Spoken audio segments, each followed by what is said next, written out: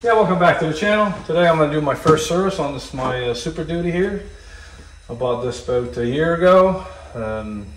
It's got 4,000 miles on it. I'm going to show you what's involved in the first service. Change the oil, check all the fluids, change the oil filter, and one more thing most people forget to do. It's very important for you to do this. Stick around to the end of the video and I'll show you what that is. So we got oil, we need 12 quarts, and got the new filter. It's an updated number. Open your hood so nobody can start the vehicle with the remote start. In the back of your pan here, you can use a 16 mil or a 5/8. It's the same. So put your hand here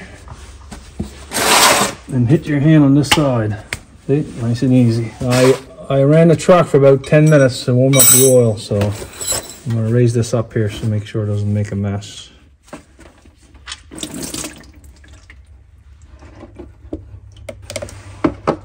Make sure your pan can hold 13 liters or 13 quarts. I'm gonna let that drain for about 5 minutes. Alright, for the filter here, I bought the proper wrench for it a long time ago.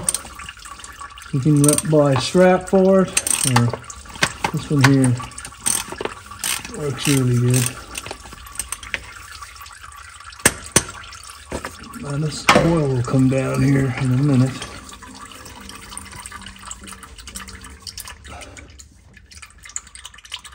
There it goes.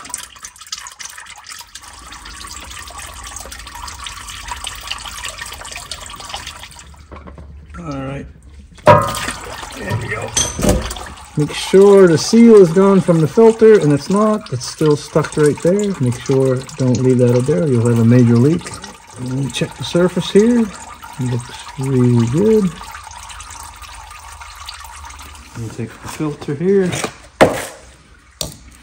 I'm going semi-synthetic, and next time I change it, I'm going to go full synthetic. That's what I want to do. It's my truck, so pour a little bit in here.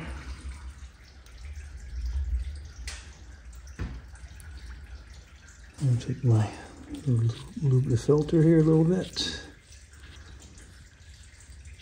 Make sure your finger's clean.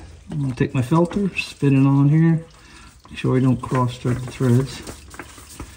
Turn it till the seats and go half a turn.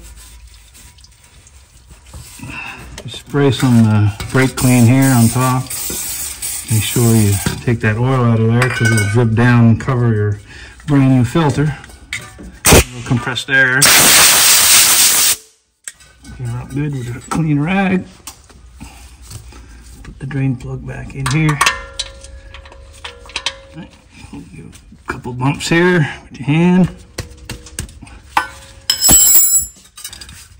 A little brake clean here. Clean them up good. Alright, so take the cap off here. 10W30, CJ4, that's what I got. In the severe duty, you put 5W40. Take my funnel. I'm going to dump approximately 12 liters in there. Nice and easy.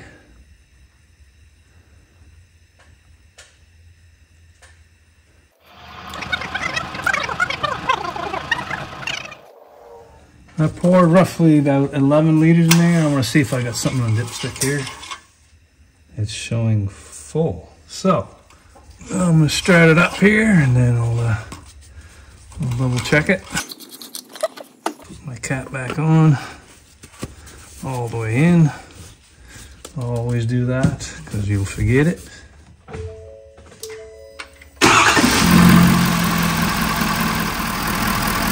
I'm gonna let it run for about 30 seconds and then I'll shut it off for about 5 to 10 minutes and then I'll double check it. 5 minutes later. So I checked the oil here and it dropped down quite a lot, so I'm going to add a little bit more.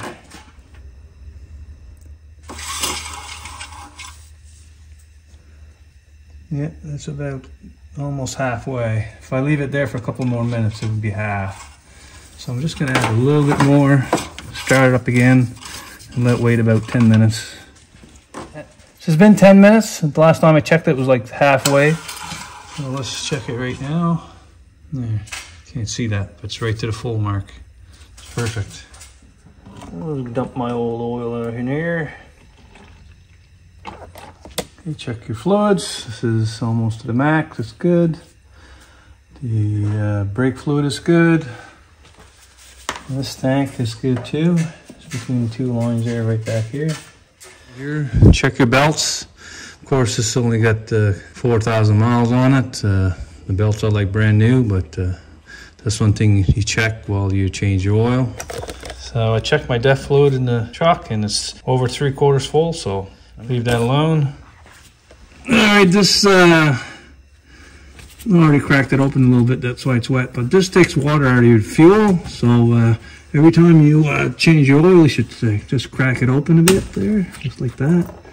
And that's all diesel, there's no water there whatsoever. I'm going to close it back up. And there is a sensor here already in it, so when this gets full of water, it'll tell you on the dash. But if you do your oil change, that sensor will never come on, because you don't want that sensor to come on, especially in the winter time. So the other thing that most people miss is you got to grease your universal joints in the front axles. So on the F250 and the F350s, there's two, one on each side, of course. F450s and up, they got 9 fittings. They got one on the tie rods here, the drag linked over here, and I guess they're all over around here. But these F250s and F350s only got 2.